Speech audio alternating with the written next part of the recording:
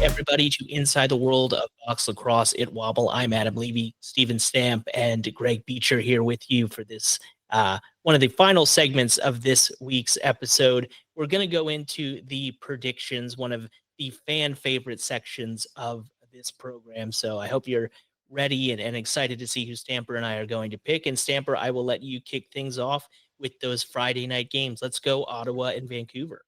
Yeah, those are last week's games, right?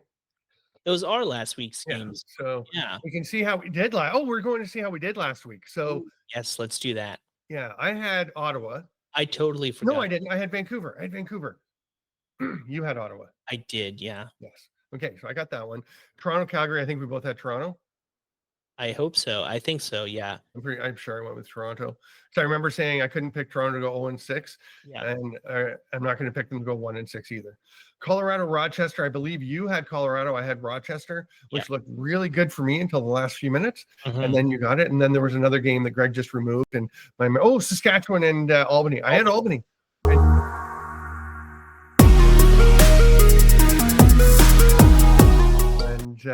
That I think is fascinating because Ottawa is a good team with a great goalie. They also have arguably the best box lacrosse player, certainly one of the best, most dynamic box lacrosse players in the world in Jeff Teat.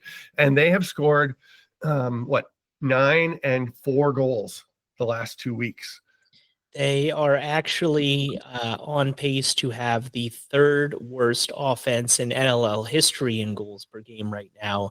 And one of the other top 4 is a New York Riptide 2020 season. So definitely hard times for that offense right now. And I was looking it up on total shots. Jeff Teat is actually shooting less than 10% this season, which you want to bring that up at least 5 or 6 percentage points at a minimum for him to be where he needs to be. But you know, we've talked about it, and Zach Higgins has been phenomenal. You know, I know it might be controversial. People are going to say Matt Vince, goaltender of the year. I think that my preseason pick of Zach Higgins is looking pretty good right now. So I'm excited, and I'm gonna, you know, think that things are going to turn around for Ottawa and go with the Ottawa Black Bears.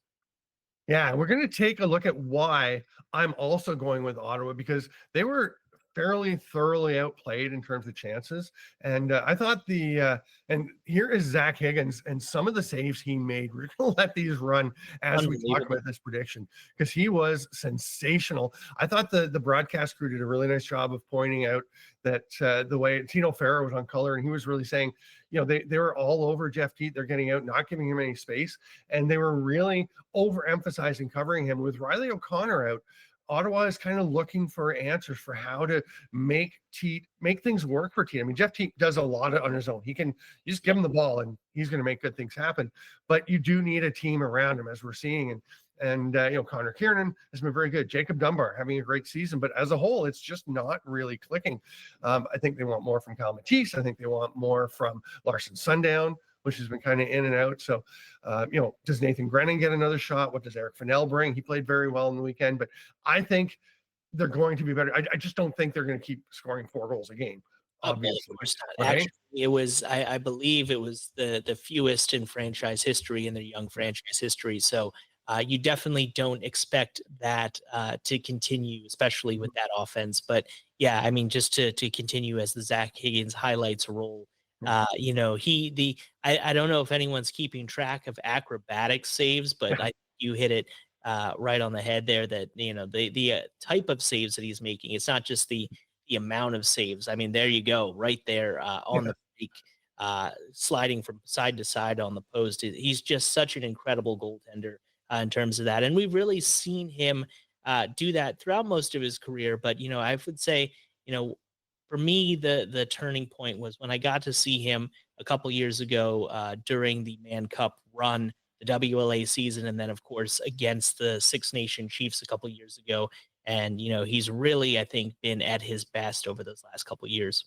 Yeah, I've seen Higgy play a ton in, you know, with Brooklyn in major series, with in the Arena Lacrosse League, winning a championship with the Oshawa Outlaws, with Calgary, his brief stint in Calgary, where he had the highest save percentage in the league in his one relief appearance.